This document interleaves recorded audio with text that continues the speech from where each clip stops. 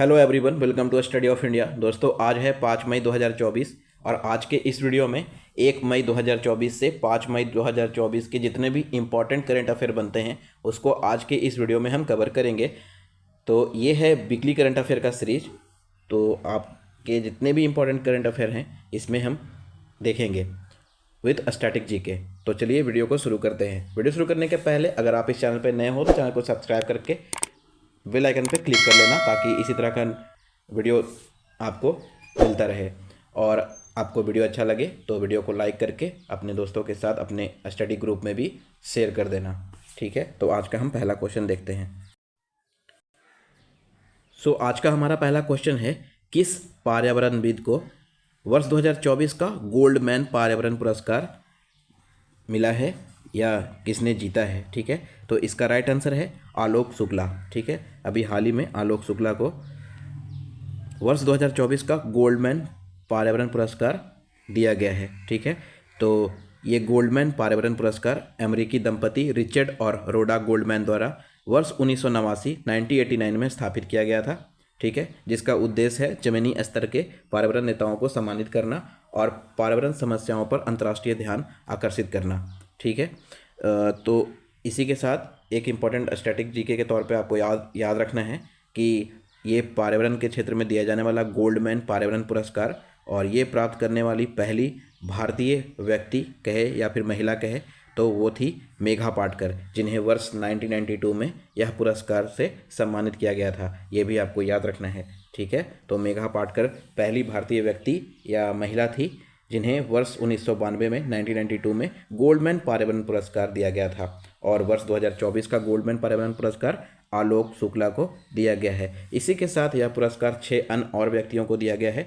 कुल 6 व्यक्तियों को दिया गया है जिसमें भारत के आलोक शुक्ला भी शामिल हैं। ठीक है, चलते हैं नेक्स्ट क्वेश्चन पे। नेक्स्ट क्वेश्चन है, अंतर्राष्ट्रीय श्रम दिवस 2024 की थीम क्या थी? ठीक है, तो किस थीम पर अंतर्राष्ट्रीय श्रम दिवस मनाया गया? तो आपको पता है 1 मई को प्रत्येक वर्ष अंतर्राष्ट्रीय श्रम दिवस मनाया जाता है। तो इसका जो वर्ष 2024 का थीम था वो है बदलती जलवायु में काम पर सुरक्षा और स्वास्थ्य सुनिश्चित करना। ठीक है, और अंतर्राष्ट्रीय श्रम दिवस प्रत्येक वर्ष 1 मई को मनाया जाता है और इसकी शुरुआत ILO यानी इंटरनेशनल लेबर ऑर्गेनाइजेशन के द्वारा शुरू किया गया था। भारत में पहली बार 1 मई 2023 को श्रम दिवस या कहे तो लेबर डे मनाया गया था। तो चेन्नई में कॉमरेड सिंगारवेलर के नेतृत्व में लेबर किसान पार्टी ऑफ हिंदुस्तान द्वारा इसका आयोजन भारत में पहली बार 1 मई 2023 को किया गया था।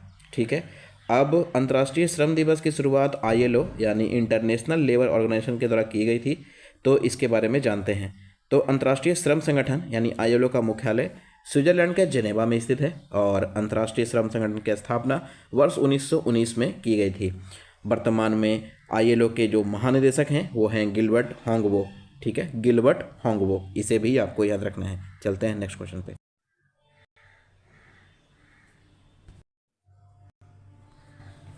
नेक्स्ट क्वेश्चन है हमारा, क्रेटेशियस रिसर्च के अनुसार किस देश के पुरापाषाणविदों ने 90 मिलियन वर्ष पुराने एक नए मध्यम आकार के शाकाहारी डायनासोर जिसका वैज्ञानिक नाम चाकीसॉरस नेकुल है उसकी खोज किया है? तो इसका राइट आंसर है अर्जेंटीना। अभी हाल ही में अर्जेंटीना के वैज्ञानिकों के द्वारा जिसकी रिपोर्ट क्रेटेशियस रिसर्च में प्रिंट हुआ है और वो पुरापाषाणविदों ने वर्ष 90 मिलियन वर्ष पुराने एक नए मध्यम आकार के शाकाहारी डायनासोर की खोज किया है। तो इस शाकाहारी डायनासोर का वैज्ञानिक नाम चाकीसॉरस नेकुल है जिसे अर्जेंटीना के पुरापाषाणविदों ने खोज कर निकाला है और ये जो प्रिंट हुआ है वो क्रेटेशियस रिसर्च के रिपोर्ट में यह बात बताई गई है। इसे आपको याद रखना है। चलते हैं नेक्स्ट क्वेश्चन पे। नेक्स्ट क्वेश्चन है हमारा, दक्षिण भारत में हिंदी भाषा के चैंपियन कहे जाने वाले विनय वीर का 72 वर्ष की आयु में अभी निधन हो गया है। वह किस क्षेत्र से संबंध रखते थे? तो इसका राइट आंसर है आपका प्रसिद्ध पत्रकार। ठीक है, वह एक प्रसिद्ध पत्रकार थे जिनका नाम विनय वीर था। उन्हें दक्षिण भारत में हिंदी भाषा के चैंपियन के रूप में जाना जाता है। तो विनय वीर दक्षिण भारत में हिंदी पत्रकारिता को बढ़ावा देने के लिए अपने समर्पण के लिए जाने जाते हैं। इसे आपको याद रखना है। ठीक है, ये है विनय वीर।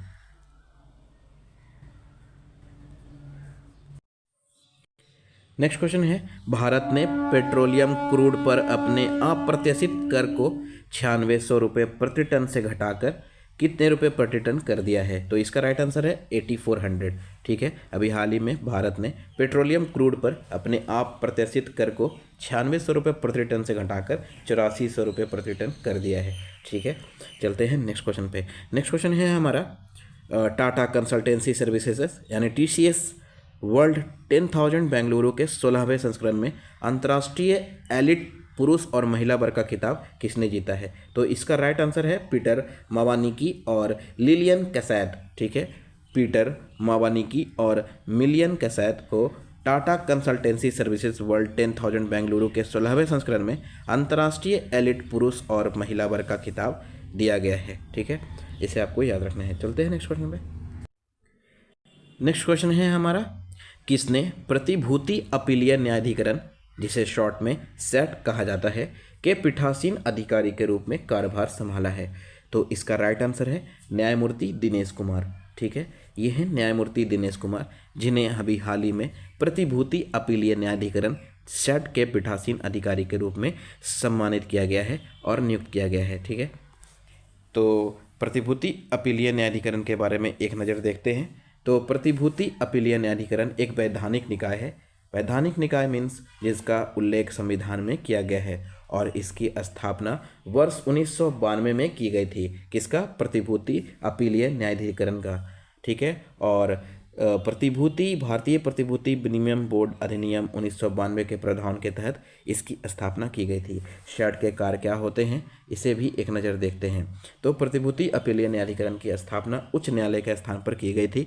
न्यायाधिकरण कई तरह के काम करते हैं, जैसे वित्तीय संस्थानों के आदेश और फैसले के खिलाफ अपने अपील को सुनाते हैं। ठीक है, अगर कोई वित्तीय संस्थान किसी प्रकार के ऐसे डिसीजन लेती है तो उस पर ये जो प्रतिभूति अपीलीय न्यायाधिकरण है वह अपना रिपोर्ट पेश करती है और अपना फैसला सुनाती है। इसे आपको याद रखना है।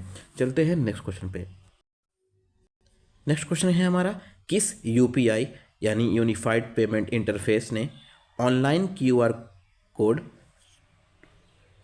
के जगह पे offline QR code scan and पे सेवा भुगतान परिदृश्य की शुरुआत की है? तो अक्सर हम देखते हैं कि जैसे गूगल पे हो गया, फ़ोन पे हो गया, उसके थ्रू अगर हम पेमेंट करते हैं तो उसके लिए हमें ऑनलाइन आना होता है। बट अब क्रेडपे ने ऐसी सुविधा लॉन्च की है जिसके तहत आप ऑफलाइन होके भी QR कोड को स्कैन करके पे करने का ऑप्शन देती है। ठीक है, जिसके लिए आपको ऑनलाइन आने की ज़रूरत नहीं है। ये जो कोड है, ये जो बार कोड है UPI का, वो आप विदाउट ऑनलाइन आए भी ऑफलाइन तरीके से स्कैन करके पे कर सकते हैं। तो ऐसी सुविधा लॉन्च करने वाला कौन सा UPI है? तो क्रेडपे। ठीक है, क्रेडपे, आपको इसे याद रखना है। चलते हैं नेक्स्ट क्वेश्चन पे। नेक्स्ट क्वेश्चन है हमारा, किस फुटबॉल क्लब ने रिकॉर्ड 12वीं बार फ्रेंच फुटबॉल लीग फर्स्ट खिताब जीता है? ठीक है, तो इसका राइट आंसर है Paris Saint Germain football club. ठीक है, आपसे फुटबॉल क्लब पूछा जाएगा कि कौन से फुटबॉल क्लब ने रिकॉर्ड 12वीं बार फ्रेंच फुटबॉल लीग फर्स्ट का खिताब जीता है? तो इसका राइट आंसर है Paris Saint Germain football club. ठीक है, जिसने अभी हाल ही में 12वीं बार, लगातार 12वीं बार फ्रेंच फुटबॉल लीग फर्स्ट का खिताब जीता है। इसे आपको याद रखना है। चलते हैं नेक्स्ट क्वेश्चन पे। नेक्स्ट क्वेश्चन है हमारा, जिम्बाब्वे ने देश की सबसे लंबे समय से चली आ रही मुद्रा संकट को दूर करने के प्रयास में एक नई मुद्रा लॉन्च की है, जिसका नाम क्या है?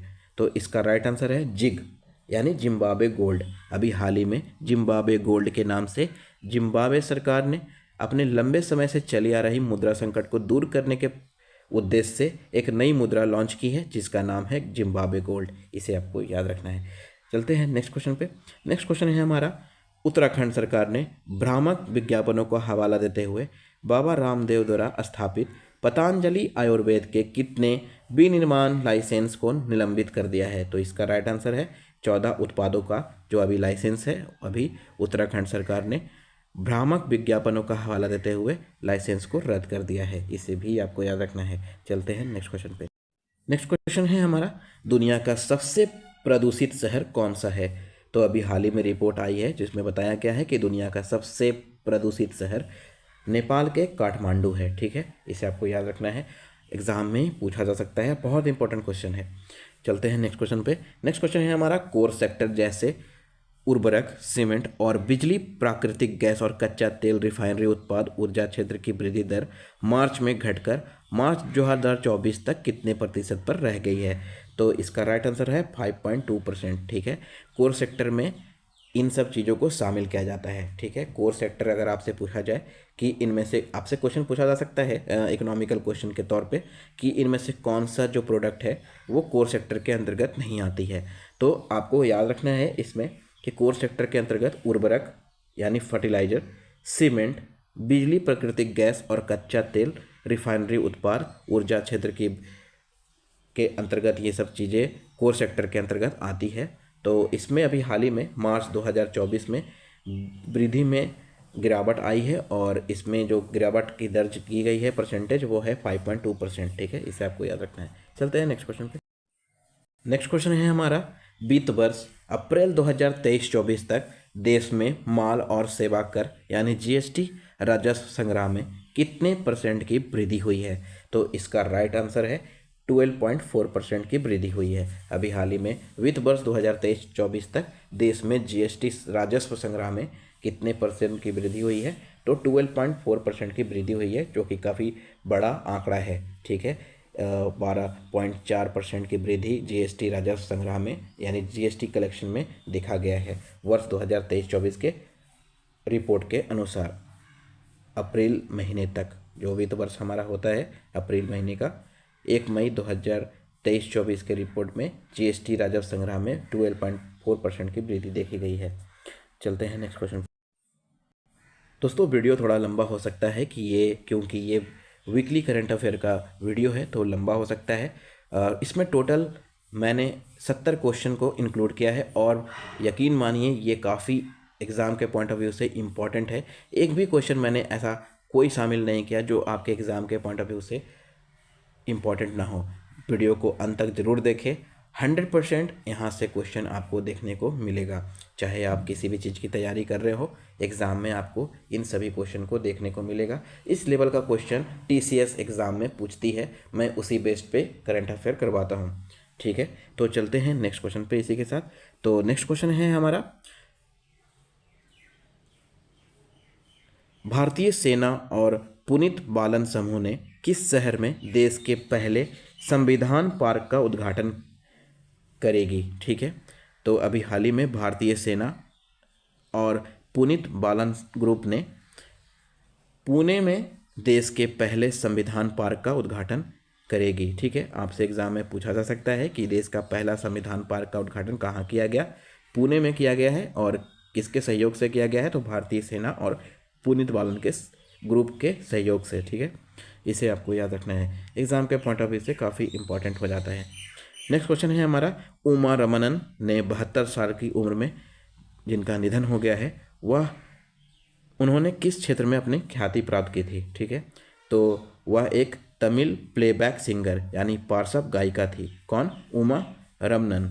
ठीक है, उमा रमनन तमिल प्लेबैक सिंगर या तो कहे पार्श्व गायिका थी, जिनका अभी हाल ही में 72 साल की उम्र में निधन हो गया। उन्होंने तमिल प्लेबैक सिंगर के रूप में ख्याति प्राप्त की थी। ठीक है, चलते हैं नेक्स्ट क्वेश्चन पे।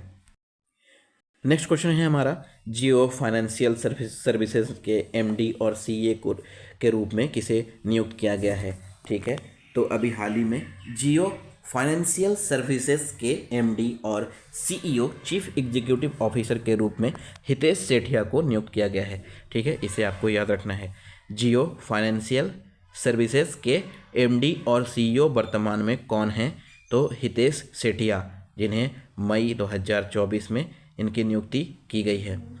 नेक्स्ट क्वेश्चन है हमारा आज का 18वां क्वेश्चन, पॉल ऑस्टर का 77 साल की उम्र में निधन हो गया है, उनका संबंध किस क्षेत्र से था? तो इसका राइट आंसर है मशहूर लेखक और फिल्म निर्माता। पॉल ऑस्टर एक मशहूर लेखक और फिल्म निर्माता थे, जिनका अभी हाल ही में 77 वर्ष की आयु में निधन हो गया है। चलते हैं नेक्स्ट क्वेश्चन पे।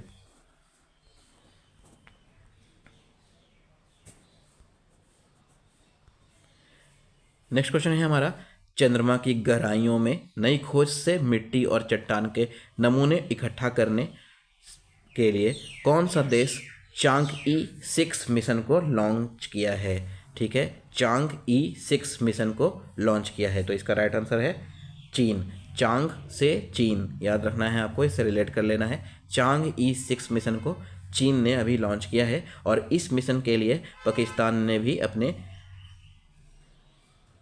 एक लूनर मिशन को भेजा है चीन के सहयोग से। ठीक है, तो इस मिशन के तहत पाकिस्तान ने चीन के साथ साझेदारी की है और पाकिस्तान चांग-6 प्रोब पर अपना पहला लूनर मिशन यानी चंद्रमा मिशन IQ-Q लॉन्च करने के लिए तैयार है। ठीक है, पाकिस्तान अपना पहला लूनर मिशन, ठीक है, लूनर का मतलब होता है जो खगोलीय चीज़ें जो चंद्रमा से संबंधित होती है उसको लूनार बोलते हैं। ठीक है, तो अपना पहला लूनर मिशन IQ-Q के नाम से पाकिस्तान इस मिशन के तहत अपना पहला लूनर मिशन भेजेगा और इसके लिए चंद्रमा की गहराइयों की खोज और वहाँ से मिट्टी और चट्टानों के नमूने इकट्ठा करने के लिए चीन ने अभी चांग-E 6 मिशन को लॉन्च किया है और इसी मिशन के साथ पाकिस्तान अपना पहला लूनर मिशन IQ-Q लॉन्च करेगी। ठीक है, इसे आपको याद रखना है। इसमें 2 क्वेश्चन शामिल है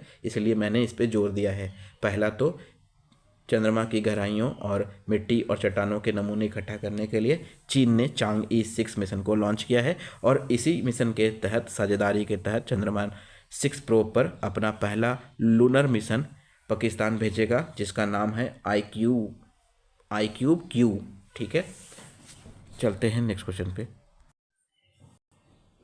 नेक्स्ट क्वेश्चन है हमारा, किस देश ने भारत सरकार के साथ वर्ष 2025 से वर्ष 2023 तक के लिए अपने 1500 अधिकारियों को प्रशिक्षित करने और उनके क्षमता निर्माण करने के लिए समझौता ज्ञापन पर हस्ताक्षर किया है? तो इसका राइट आंसर है आपका बांग्लादेश सरकार। ठीक है, तो बांग्लादेश सरकार भारत सरकार के साथ अभी बांग्लादेश सरकार और भारत सरकार, यहाँ पे भारत सरकार और बांग्लादेश सरकार प्रिंट होना छूट गया है तो इसे आपको याद रखना है। तो भारत सरकार के साथ बांग्लादेश सरकार ने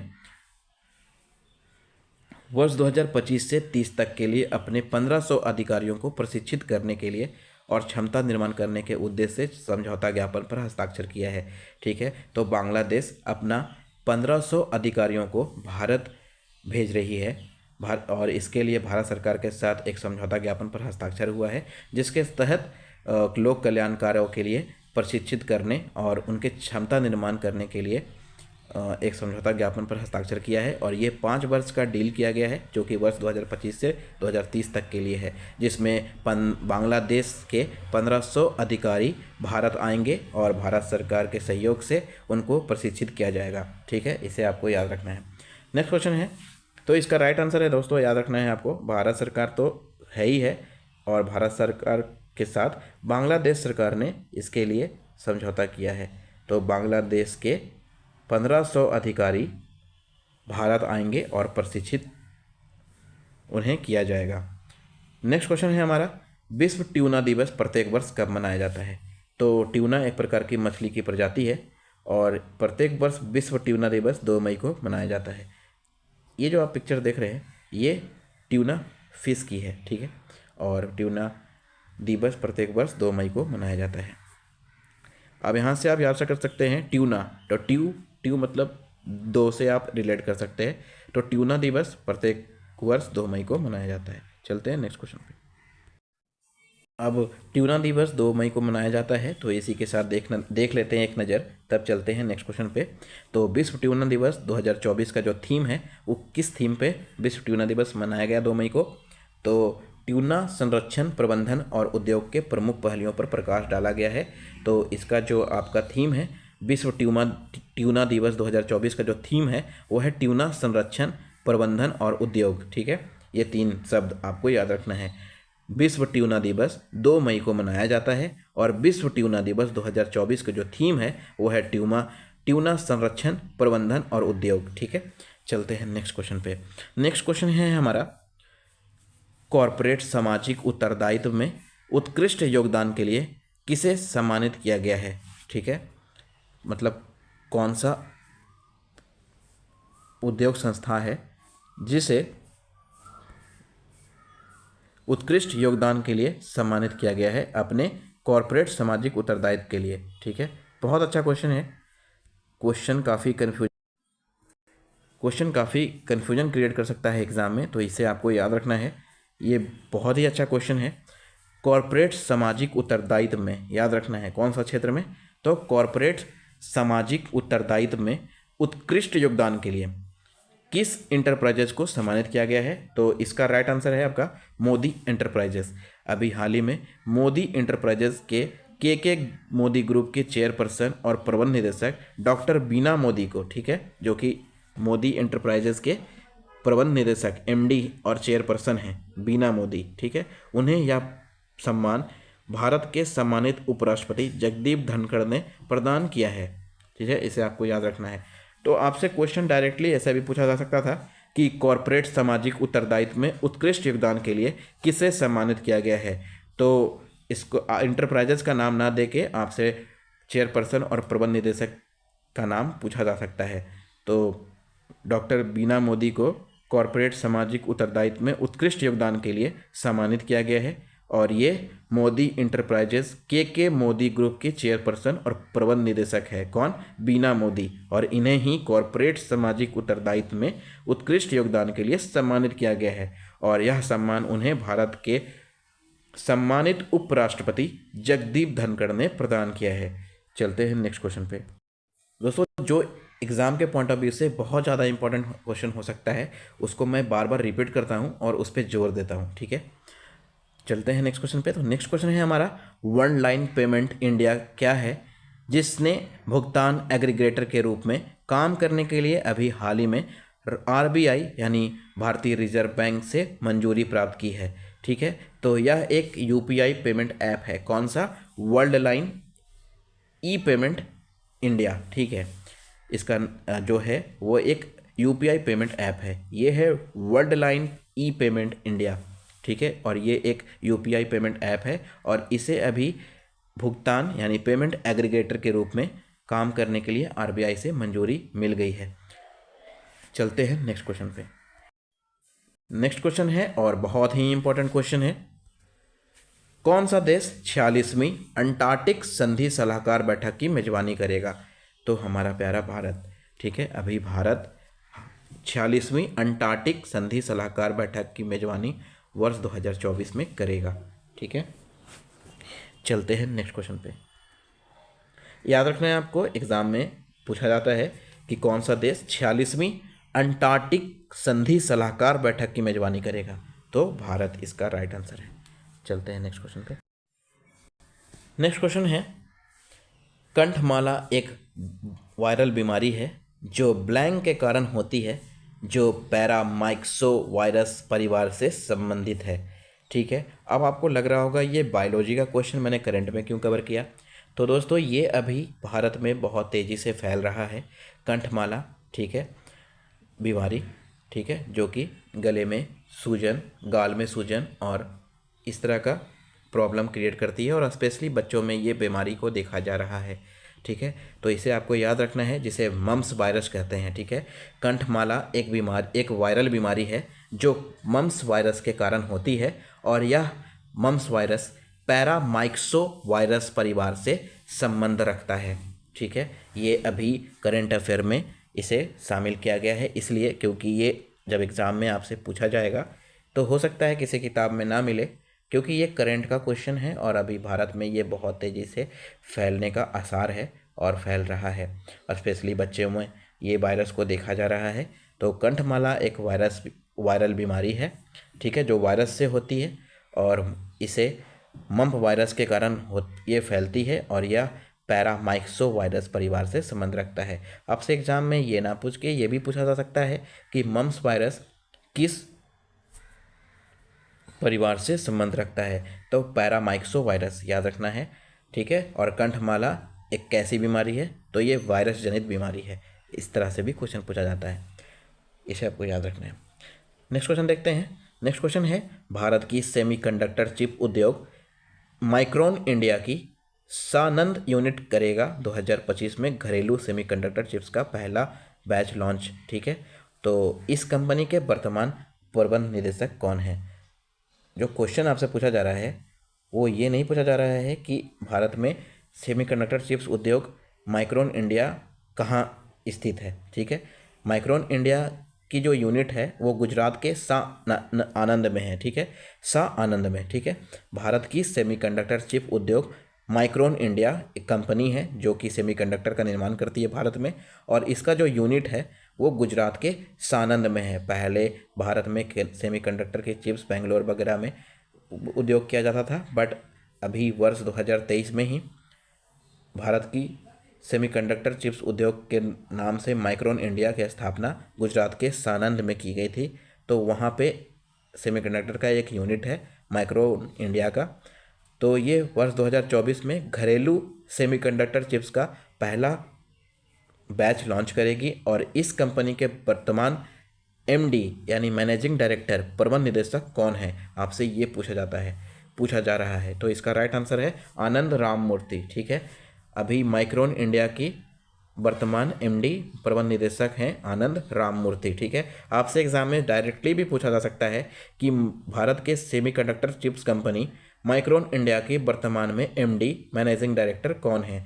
तो इसका राइट आंसर है आनंद राममूर्ति। ठीक है, जिसने अपना पहला घरेलू सेमीकंडक्टर चिप्स का निर्माण करके अपना पहला बेंच लॉन्च करेगी, और ये गुजरात के सानंद में स्थित है। ठीक है, तो भारत की सेमीकंडक्टर चिप उद्योग कंपनी माइक्रोन इंडिया की सानंद यूनिट 2025 में पहला सेमीकंडक्टर चिप का बैच लॉन्च करेगा, और माइक्रोन इंडिया के वर्तमान एमडी मैनेजिंग डायरेक्टर आनंद राममूर्ति हैं। ठीक है, इसे याद रखना है।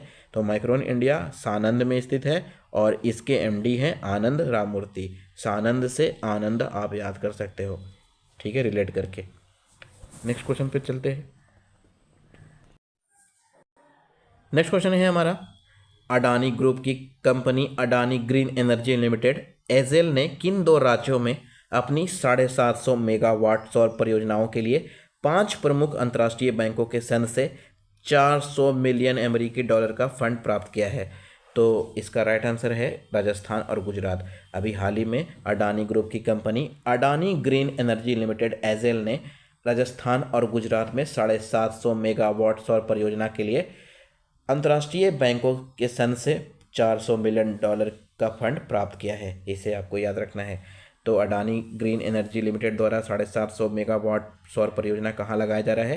राजस्थान और गुजरात में। और इसके लिए अडानी ग्रुप ने कितने मिलियन अमेरिकी डॉलर फंड प्राप्त किया है? तो 400 मिलियन अमेरिकी फंड याद रखना है आपको। चलते हैं नेक्स्ट क्वेश्चन पे।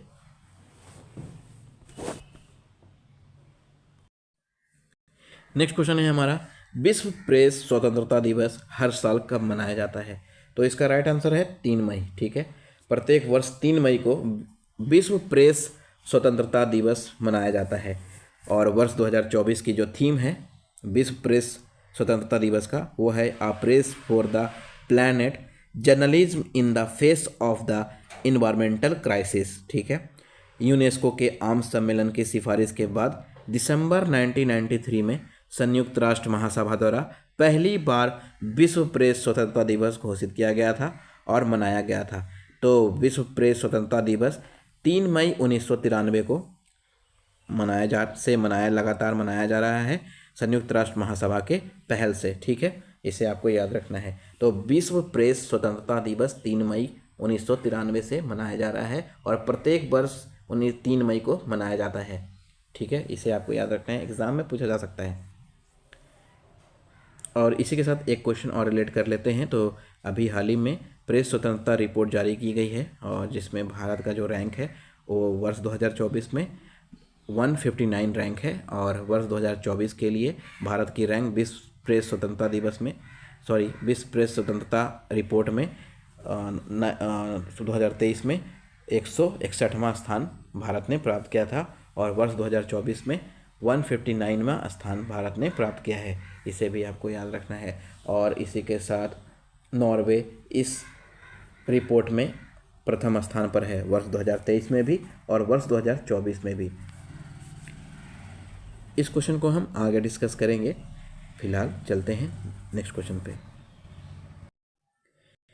नेक्स्ट क्वेश्चन है हमारा, सोलोमन आइलैंड्स के नए प्रधानमंत्री कौन बने हैं? तो इसका राइट आंसर है जेरेमिया मालेने। ठीक है, जेरेमिया मालेने ने अभी हाल ही में सोलोमन आइलैंड्स के नए प्रधानमंत्री के रूप में शपथ ली है। ठीक है, इसे आपको याद रखना है। चलते हैं नेक्स्ट क्वेश्चन पे। नेक्स्ट क्वेश्चन है हमारा, एनपीसीआई यानी national payment corporation of India ने यूपीआई जैसी भुगतान प्रणाली विकसित करने के लिए किस विदेशी देश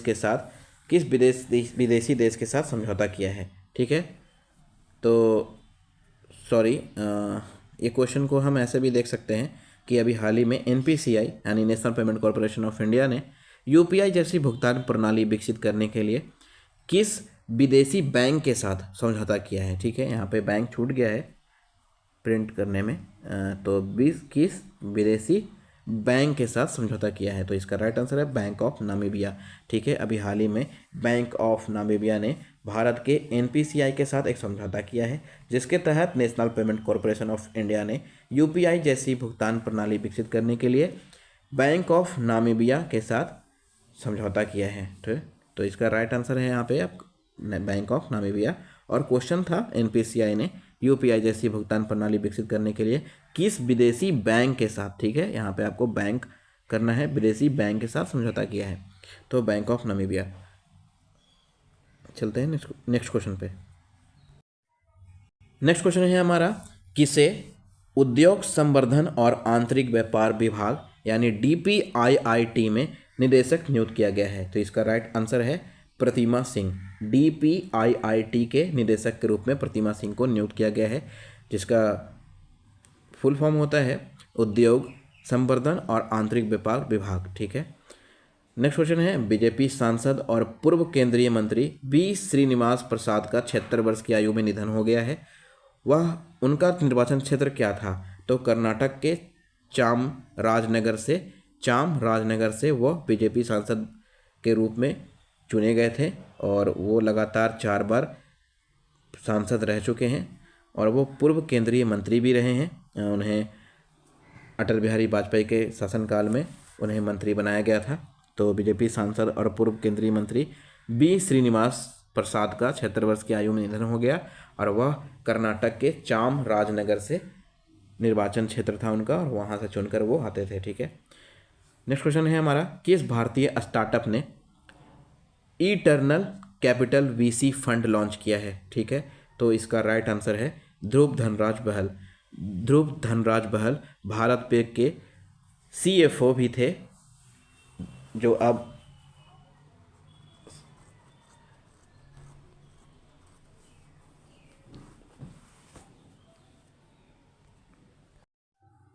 सॉरी दोस्तों, वॉइस में प्रॉब्लम आ रही थी तो इसे मैंने सही कर रहा था अभी, तो अब सही हो गई है। फिर से एक बार क्वेश्चन को देख लेते हैं, किस भारतीय स्टार्टअप ने eternal capital VC fund launch किया है?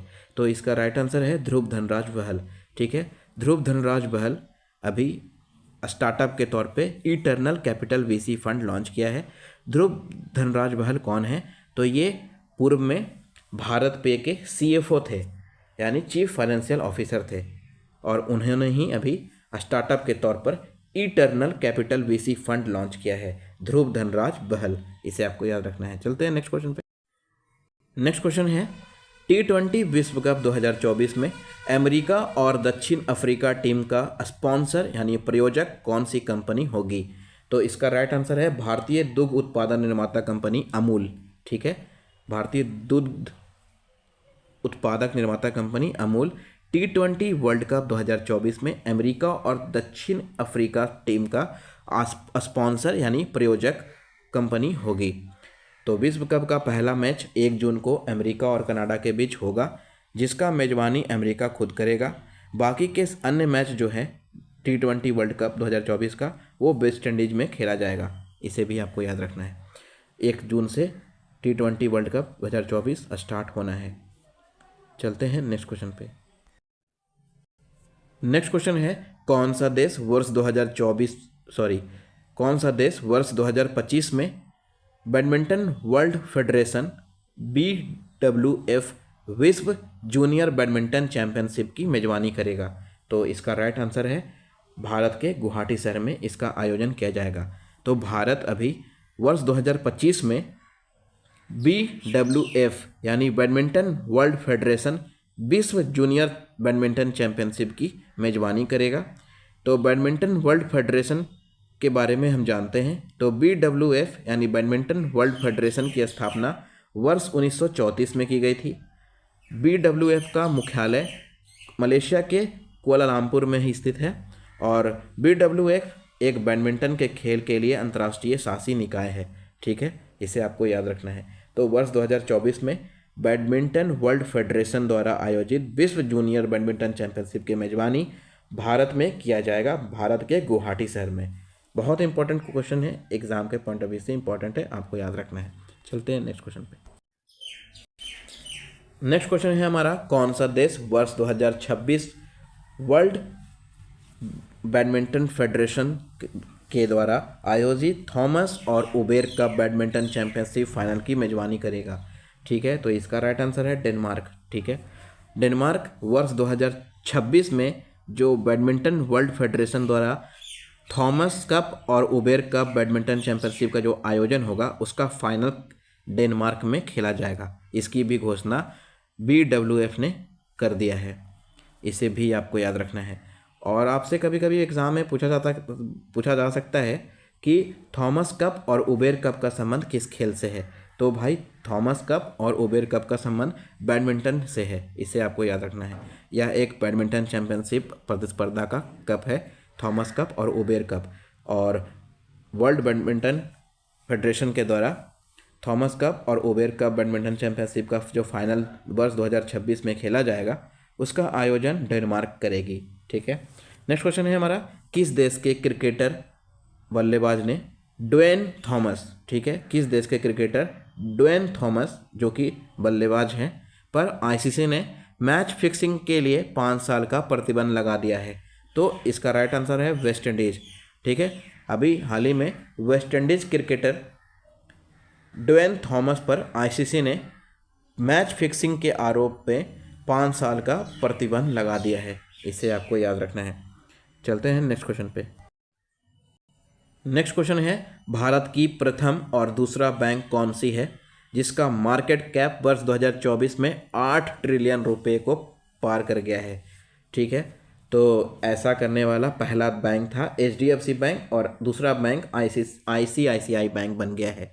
ठीक है, तो भारत की प्रथम बैंक HDFC बैंक है और दूसरा बैंक ICICI बैंक है जिसका मार्केट कैप वर्ष 2024 में 8 ट्रिलियन रुपए को पार कर गया है। और ऐसा करने वाला प्रथम बैंक HDFC बैंक था और दूसरा बैंक वर्ष 2024 में अभी ICICI बैंक बन गया है। तो बाजार पूंजीकरण के लिहाज से भारत की शीर्ष 5 कंपनियों के टॉप क्लब में रिलायंस इंडस्ट्री पहले से ही 19.8 लाख करोड़ रुपए के साथ पहले स्थान पर है कंपनी के तौर पर, जबकि टाटा कंसल्टेंसी सर्विसेज यानी TCS 14 लाख करोड़ रुपए के साथ दूसरे स्थान पर है कंपनी के सेक्टर में। ठीक है, कंपनी सेक्टर में आपका पहला जो कंपनी है इंडस्ट्री है वो रिलायंस इंडस्ट्री है जो 8 ट्रिलियन रुपए को पार करके इस ग्रुप में शामिल हो गया था। और दूसरा कंपनी TCS यानी टाटा कंसल्टेंसी सर्विसेज है जो 14 लाख करोड़ रुपए के साथ दूसरे स्थान पर है। और बैंक की बात किया जाए कि 8 ट्रिलियन करोड़ को मार्केट कैप को प्राप्त करने वाला पहला बैंक HDFC बैंक और दूसरा बैंक ICICI बैंक है। और कंपनी की बात किया जाए तो रिलायंस इंडस्ट्री प्रथम है और TCS सेकंड नंबर पे है। अब ICICI बैंक वर्ष 2024 में 8 ट्रिलियन रुपए को पार कर गया है। ठीक है, मार्केट कैप प्राप्त करने वाला ये दूसरा बैंक बन गया है भारत का। तो ये ICICI बैंक के बारे में देखते हैं। तो ICICI बैंक की स्थापना 5 जनवरी 1994 को हुई थी, 1994 को। ठीक है, इसका मुख्यालय मुंबई के महाराष्ट्र में है। और वर्तमान में ICICI बैंक के जो MD मैनेजिंग डायरेक्टर और CEO चीफ एग्जीक्यूटिव ऑफिसर है वो है संदीप बख्शी। ठीक है, संदीप बख्शी। चलते हैं नेक्स्ट क्वेश्चन पे। नेक्स्ट क्वेश्चन है, खदान जागरूकता दिवस कब मनाया जाता है? या कहे खदान जागरूकता और खदान कार्रवाई में सहायता के लिए अंतर्राष्ट्रीय दिवस कब मनाया जाता है? तो इसका राइट आंसर है 4 अप्रैल। ठीक है, खदान जागरूकता और खदान कार्रवाई में सहायता के लिए अंतर्राष्ट्रीय दिवस प्रत्येक वर्ष 4 अप्रैल को मनाया जाता है। अंतर्राष्ट्रीय खदान जागरूकता और खदान कार्रवाई में सहायता दिवस 2024 का जो थीम है वो है जीवन की रक्षा और शांति का निर्माण। ठीक है, प्रोटेक्टिंग लाइफ्स और बिल्डिंग पीस। ठीक है, ये अंतर्राष्ट्रीय खदान जागरूकता दिवस 2024 का थीम है, जीवन की रक्षा और शांति का निर्माण। ठीक है, और प्रत्येक वर्ष 4 अप्रैल को मनाया जाता है, इसे आपको याद रखना है। नेक्स्ट क्वेश्चन है हमारा, वर्तमान में भारत के नियंत्रक और महालेखा परीक्षक कैग कौन है? तो इसका राइट आंसर है गिरीश चंद्र मुर्मू। मैं इस क्वेश्चन को क्यों शामिल किया, क्योंकि भारत के नियंत्रक और महालेख परीक्षक पिछले 5-6 वर्षों से लगातार गिरीश चंद्र मुर्मू बने हुए हैं और इनका कार्यकाल अभी फिर से बढ़ा दिया गया है, इसीलिए मैंने इस क्वेश्चन को शामिल किया है। और भारत के नियंत्रक और महालेख परीक्षक अभी नेपाल के महालेख परीक्षक के साथ एक समझौता ज्ञापन पर हस्ताक्षर भी किए हैं, तो इसीलिए वर्तमान में भारत के नियंत्रक और महालेख परीक्षक कैग के रूप में गिरीश चंद्र मुर्मू का कार्यकाल भी बढ़ाया गया। साथ ही साथ अभी नेपाल के महालेख परीक्षक कैग के साथ इन्होंने अभी समझौता ज्ञापन पर हस्ताक्षर किया है, तो इसीलिए मैंने इस क्वेश्चन को शामिल किया है। तो वर्तमान में भारत के नियंत्रक और महालेख परीक्षक गिरीश चंद्र मुर्मू हैं। ठीक है, चलते हैं नेक्स्ट क्वेश्चन पे। नेक्स्ट क्वेश्चन है, वर्तमान में नेपाल के महालेखा परीक्षक कौन है? तो टोयम रॉय। ठीक है, टोयम रॉय वर्तमान में नेपाल के महालेख परीक्षक हैं और भारत में वर्तमान नियंत्रक और महालेखा परीक्षक कैग कौन है? तो गिरीश चंद्र मुर्मू, और नेपाल के हैं टोयम रॉय। ठीक है, ये याद रखना है आपको। चलते हैं नेक्स्ट क्वेश्चन पे। नेक्स्ट क्वेश्चन है हमारा, वर्ष 2024 यूनेस्को गिर्लार्मो कानो वर्ल्ड प्रेस फ्रीडम पुरस्कार से किससे सम्मानित किया गया है? तो इसका राइट आंसर है गाजा में फिलिस्तीनी पत्रकार को। ठीक है, अभी हाल ही में यूनेस्को गिर्लार्मो कानो वर्ल्ड प्रेस फ्रीडम पुरस्कार से गाजा में फिलिस्तीनी पत्रकारों को सम्मानित किया गया है वर्ष 2024 में। ठीक है, तो यूनेस्को द्वारा गिर्लार्मो कानो वर्ल्ड प्रेस फ्रीडम पुरस्कार बहादुर प्रेस रिपोर्टरों को दिया जाता है जिन्होंने संघर्ष में पत्रकारिता का परचम लहराया है। उन्हें ही यूनेस्को द्वारा गिर्लार्मो कानो वर्ल्ड प्रेस फ्रीडम पुरस्कार से सम्मानित किया गया है और वर्ष 2024 में गाजा में फिलिस्तीनी पत्रकारों को यह पुरस्कार से सम्मानित किया गया है। अब गिर्लार्मो कानो वर्ल्ड प्रेस फ्रीडम पुरस्कार के बारे में जानते हैं। तो इसकी स्थापना यूनेस्को के द्वारा किया गया था। ठीक है, तो यूनेस्को द्वारा गिर्लार्मो कानो वर्ल्ड प्रेस फ्रीडम पुरस्कार प्रत्येक वर्ष दिया जाता है और इसकी स्थापना वर्ष 1972 में की गई थी। गिर्लार्मो कानो वर्ल्ड प्रेस फ्रीडम पुरस्कार यूनेस्को द्वारा वर्ष 1972 से दिया जा रहा है और इसकी स्थापना वर्ष 1972 में की गई थी। यूनेस्को का मुख्यालय पेरिस, फ्रांस में स्थित है और अंतर्राष्ट्रीय और कहा जाए तो यूनेस्को द्वारा जो स्थापित है गिर्लार्मो कानो वर्ल्ड प्रेस फ्रीडम पुरस्कार, इसके जो वर्तमान में अंतर्राष्ट्रीय जूरी के अध्यक्ष हैं वो हैं मैरिशियो बिबेल। ठीक है, मैरिशियो बिबेल, इसे आपको याद रखना है। चलते हैं नेक्स्ट क्वेश्चन पे। नेक्स्ट क्वेश्चन है हमारा, किसे वस्तु एवं सेवा कर जीएसटी अपीलीय न्यायाधिकरण का अध्यक्ष नियुक्त किया गया है? तो इसका राइट आंसर है संजय कुमार मिश्रा। ठीक है, नेक्स्ट क्वेश्चन है हमारा, एचडीएफसी बैंक के पुनः अध्यक्ष कौन बने हैं? तो अतनु चक्रवर्ती एचडीएफसी बैंक के अध्यक्ष हैं और इनका कार्यकाल फिर से बढ़ाकर इन्हें फिर से अध्यक्ष बनाया गया है। ठीक है, और इनका कार्यकाल फिर से बढ़ा दिया गया है, तो ये एक बार फिर से एचडीएफसी बैंक के अध्यक्ष के रूप में कार्यभार संभालेंगे। तो एचडीएफसी बैंक के अध्यक्ष कौन है वर्तमान में? अतनु चक्रवर्ती, इसे आपको याद रखना है। नेक्स्ट क्वेश्चन है हमारा, अमेरिकन एक्सप्रेस ने भारत के किस शहर में 10 लाख वर्ग फुट क्षेत्र में अपना अत्याधुनिक ऑफिस का परिसर खोलेगी? तो इसका राइट आंसर है हरियाणा के गुरुग्राम में। ठीक है, हरियाणा के गुरुग्राम में अमेरिकन एक्सप्रेस अपने 10 लाख वर्ग फुट क्षेत्र में एक अत्याधुनिक कार्यालय परिसर खोलेगी।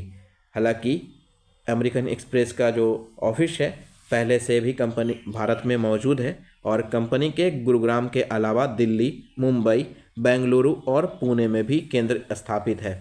और अभी हाल ही में हरियाणा के गुरुग्राम में अमेरिकन एक्सप्रेस 10 लाख वर्ग फुट क्षेत्र में अपना अत्याधुनिक कार्यालय परिसर खोलेगी और इसके तहत कई सारे रोजगार भी सृजन होगा।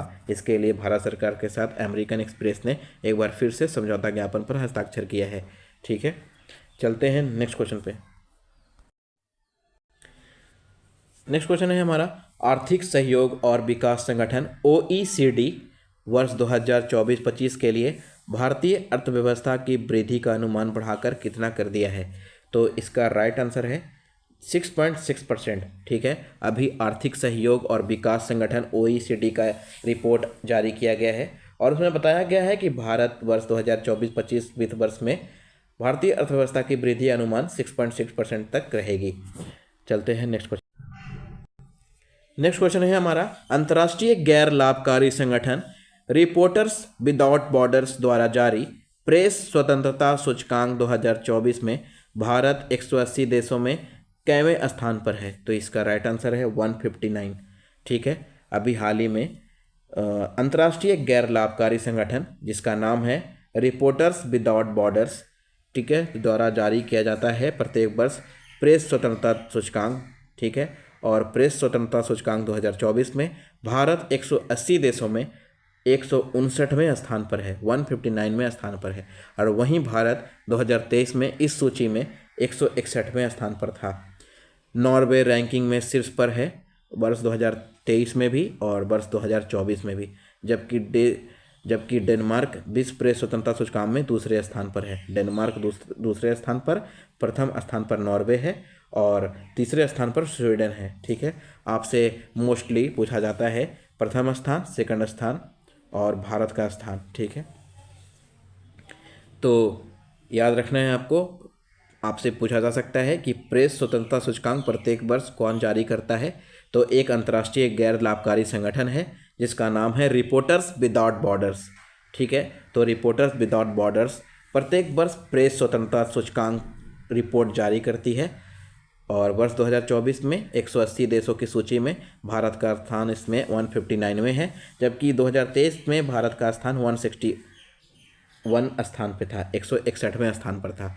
नॉर्वे वर्ष 2023 और वर्ष 2024 दोनों में प्रेस स्वतंत्रता सूचकांक में नॉर्वे प्रथम स्थान पर है, वहीं डेनमार्क दूसरे स्थान पर है और स्वीडन तीसरे स्थान पर है। इसके साथ आपको ये भी याद रखना है। चलते हैं नेक्स्ट क्वेश्चन पे। नेक्स्ट क्वेश्चन है हमारा, कपड़ा मंत्रालय के तहत कोलकाता में राष्ट्रीय जूट बोर्ड के सचिव के रूप में किसे नियुक्त दिया गया है? तो शशि भूषण सिंह। ठीक है, शशि भूषण सिंह को, ठीक है, कपड़ा मंत्रालय के तहत कोलकाता में राष्ट्रीय जूट बोर्ड के सचिव के रूप में नियुक्ति मिली है। ठीक है, आपसे पूछा जा सकता है डायरेक्टली एग्जाम में कि राष्ट्रीय जूट बोर्ड के वर्तमान सचिव कौन है? तो शशि भूषण सिंह। ठीक है, नेक्स्ट क्वेश्चन है हमारा, किसे लुप्तप्राय पक्षी ग्रेटर एडजुटेंट स्टॉर्क के संरक्षण और उसके आर्द्रभूमि आवास के संरक्षण प्रयास के लिए प्रतिष्ठित वर्ष 2024 का green Oscar Whitley gold award से सम्मानित किया गया है? तो इसका राइट आंसर है पूर्णिमा देवी बर्मन। ठीक है, अभी हाल ही में पूर्णिमा देवी बर्मन को वर्ष 2024 का green Oscar Whitley gold award से सम्मानित किया गया है। क्यों सम्मानित किया गया है? तो असम की वन्यजीव विज्ञानी डॉक्टर पूर्णिमा देवी बर्मन को लुप्तप्राय पक्षी जिसका नाम है ग्रेटर एडजुटेंट स्टॉर्क, जिसे असमिया भाषा में हरगिला कहा जाता है, के संरक्षण और उसके आर्द्रभूमि आवास के संरक्षण और प्रयास के लिए प्रतिष्ठित व्हिटली गोल्ड अवार्ड से सम्मानित किया गया है। इसे आपको याद रखना है, एग्जाम के पॉइंट ऑफ व्यू से काफ़ी इंपॉर्टेंट है। आपसे पूछा जा सकता है कि वर्ष 2024 में green Oscar Whitley gold award से किसे सम्मानित किया गया है? तो आपका राइट आंसर है पूर्णिमा देवी बर्मन को। चलते हैं नेक्स्ट क्वेश्चन पे।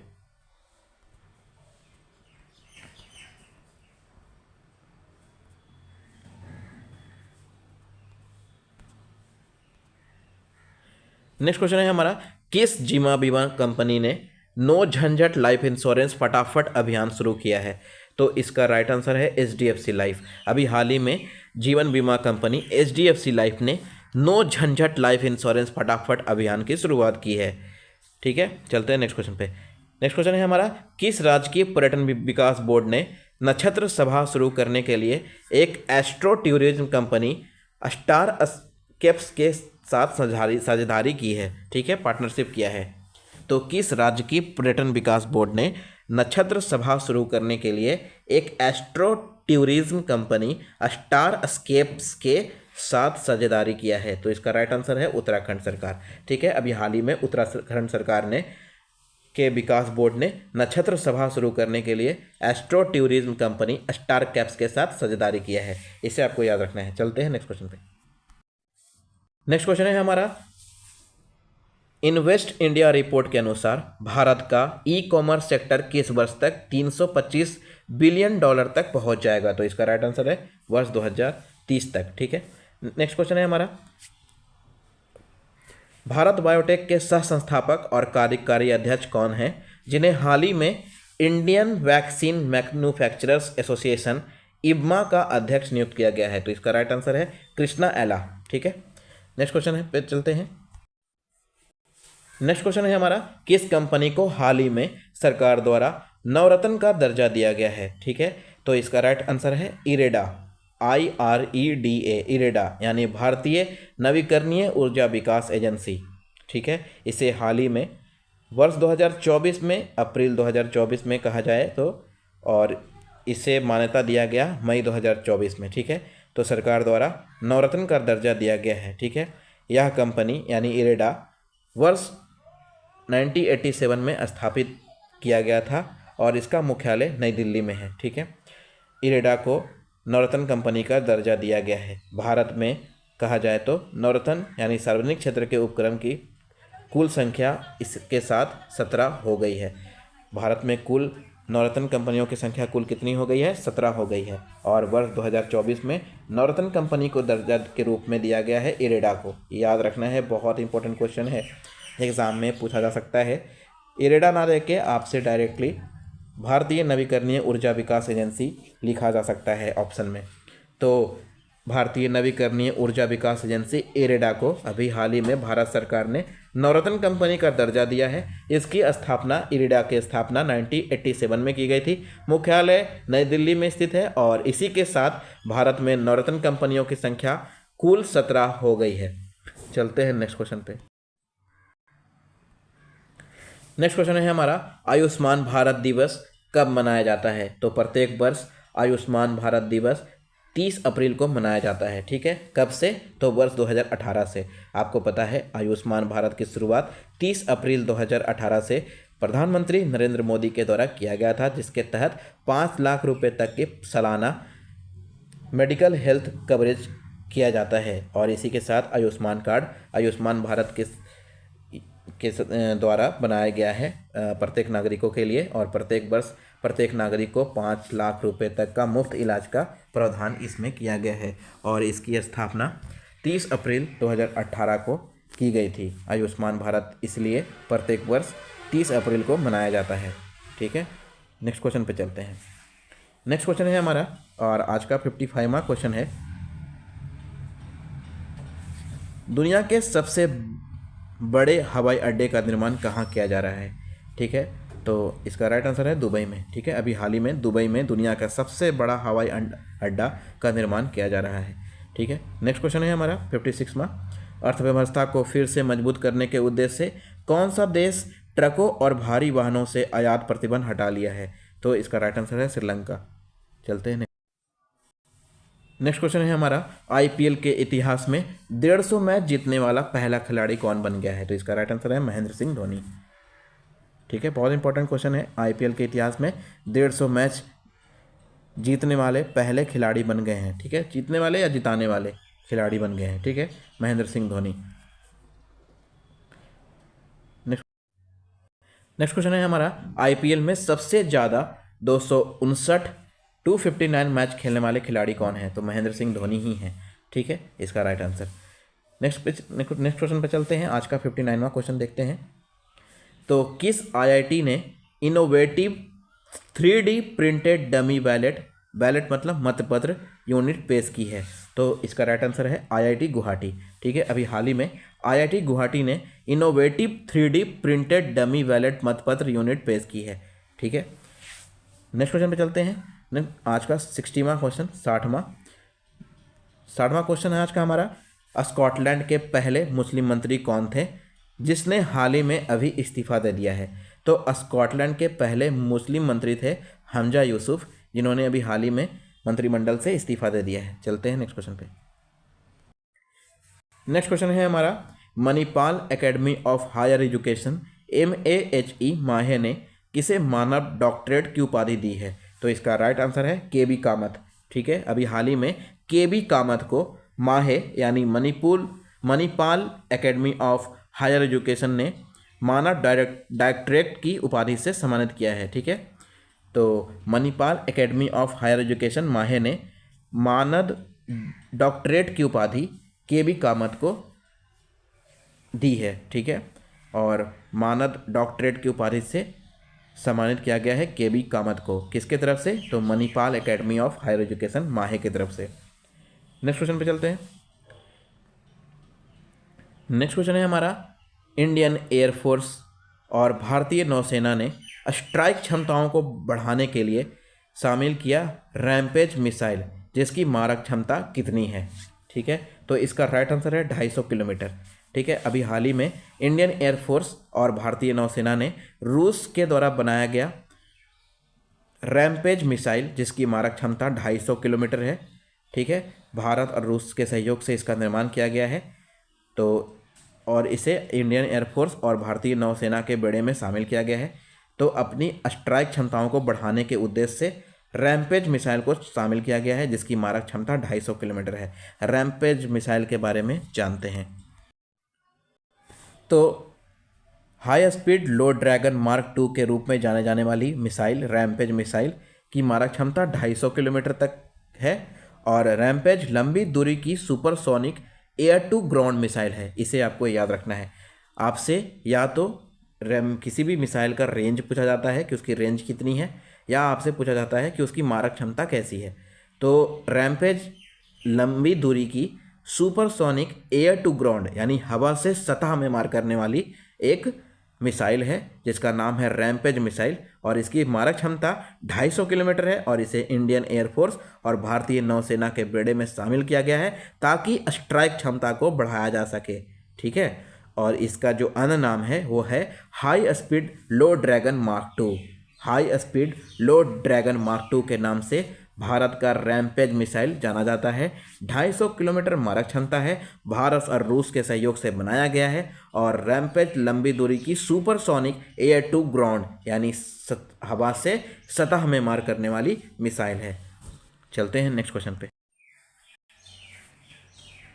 नेक्स्ट क्वेश्चन है हमारा, किस राज्य सरकार ने भारतीय वन्यजीव संस्थान WII और world wild life fund for nature WWF और international union for conservation of nature IUCN के सहयोग से नीलगिरी तहर के संरक्षण के लिए 3 दिवसीय सर्वेक्षण का शुभारंभ किया है? तो इसका राइट आंसर है तमिलनाडु।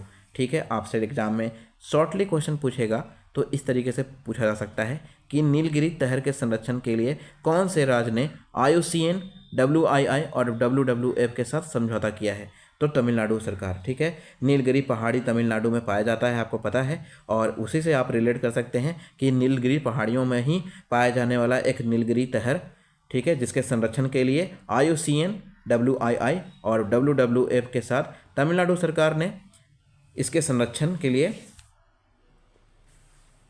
एक समझौता पर हस्ताक्षर करके सर्वेक्षण शुरू किया है। ठीक है, IUCN रेड डाटा बुक जारी करती है, जिसमें लुप्तप्राय प्राणी के संरक्षण के लिए प्रावधान किया जाता है और उसका नामांकन किया जाता है। ठीक है, IUCN का फुल फॉर्म होता है international union for conservation of nature. ठीक है, इसे आपको याद रखना है। चलते हैं नेक्स्ट क्वेश्चन पे। नेक्स्ट क्वेश्चन है हमारा, किस मीडिया ग्रुप की AI एंकर यानी आर्टिफिशियल इंटेलिजेंस एंकर सना ने प्रतिष्ठित international news media association INMA global media award जीता है? तो इंडिया टुडे ग्रुप। इसका राइट आंसर है कौन से मीडिया ग्रुप? तो इंडिया टुडे ग्रुप एक मीडिया ग्रुप है जिसने हाल ही में AI यानी आर्टिफिशियल इंटेलिजेंस एंकर, जिसका नाम सना था, प्रतिष्ठित international news media association INMA global media award जीता है। कौन सा ग्रुप? India Today group. ठीक है, वर्तमान में इंडिया टुडे ग्रुप के चेयरपर्सन और चीफ एडिटर हैं अरुण पुरी।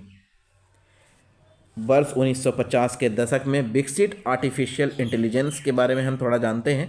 तो वर्ष 1950 के दशक में विकसित आर्टिफिशियल इंटेलिजेंस वह तकनीक है जो कंप्यूटर सिस्टम या रोबोट को मानव मस्तिष्क के समान सोचने और समझने की क्षमता को उपयोग करके बनाया जाता है। ठीक है, याद रखना है आपको। नेक्स्ट क्वेश्चन पे चलते हैं। आज का 65वां क्वेश्चन है, 65वां। प्रतिष्ठित पंडित लच्छू महाराज पुरस्कार 2024 से किसे सम्मानित किया गया है? तो इसका राइट आंसर है पंडित राजेंद्र गंगानी। ठीक है, पंडित राजेंद्र गंगानी को लच्छू महाराज पुरस्कार 2024 से सम्मानित किया गया है। वह जयपुर राजघराने से संबंध रखते हैं और उनका संबंध कथक से है। कथक उत्तर भारत का एक फोक डांस है, इसे भी आपको याद रखना है। उसी के साथ नेक्स्ट क्वेश्चन पे चलते हैं। नेक्स्ट क्वेश्चन है हमारा प्रतिष्ठित 66वां प्रतिष्ठित पंडित लच्छू महाराज पुरस्कार। यहाँ पे 2024 नहीं बल्कि 2023 करना है आपको, 2023। तो प्रतिष्ठित पंडित लच्छू महाराज पुरस्कार 2023 से किसे सम्मानित किया गया है? तो आसीम बंधु भट्टाचार्य को। ठीक है, यहाँ पे दो क्वेश्चन हैं। प्रतिष्ठित पंडित लच्छू महाराज पुरस्कार 2024 से पंडित राजेंद्र गंगानी को सम्मानित किया गया है, जिनका संबंध जयपुर से है और वह कथक से संबंध रखते हैं। ठीक है, और वहीं पंडित लच्छू महाराज पुरस्कार 2023 से सम्मानित किया गया है आसीम बंधु भट्टाचार्य, जिनका संबंध मुंबई से है और इनका भी फोक डांस कथक से संबंध रखते हैं। ये दोनों कथक से संबंध रखते हैं, लेकिन राजेंद्र गंगानी, जिन्हें वर्ष 2024 में लच्छू महाराज पुरस्कार से सम्मानित किया गया, वह जयपुर से संबंध रखते हैं। और वर्ष 2023 में पंडित लच्छू महाराज पुरस्कार से सम्मानित किया गया आसीम बंधु भट्टाचार्य को, जिनका संबंध मुंबई से है और दोनों कथक से संबंध रखते हैं। ठीक है, कथक उत्तर भारत का एक लोक नृत्य है। ठीक है, नेक्स्ट क्वेश्चन पे चलते हैं। 67वां क्वेश्चन पे, भूमि संसाधन विभाग के निदेशक कौन बने हैं? तो सर्वदानंद बर्नवाल। सर्वदानंद बर्नवाल को भूमि संसाधन विभाग के निदेशक के रूप में नियुक्त किया गया है, इसे आपको याद रखना है। तो दोस्तों, इसी के साथ हमारा वीकली करंट अफेयर का सेशन खत्म होता है। वीडियो 1 घंटे का हो गया है, लंबा है। वीडियो को पूरा जरूर देखना, नोट्स बना लेना। PDF चाहिए तो कमेंट करना, PDF में कमेंट बॉक्स में पिन कर दूंगा, वहाँ से आप डाउनलोड कर सकते हो। ठीक है, डिस्क्रिप्शन बॉक्स से आप डाउनलोड कर सकते हो। मैं आपको कमेंट में आंसर कर दूंगा। वीडियो अच्छा लगे अपने दोस्तों के साथ शेयर करना, ग्रुप में शेयर कर देना, और आप इसका नोट्स भी बना सकते हो, PDF भी ले सकते हो। ठीक है, तो मिलते हैं फिर एक नए वीडियो के साथ। तब तक के लिए थैंक यू, धन्यवाद।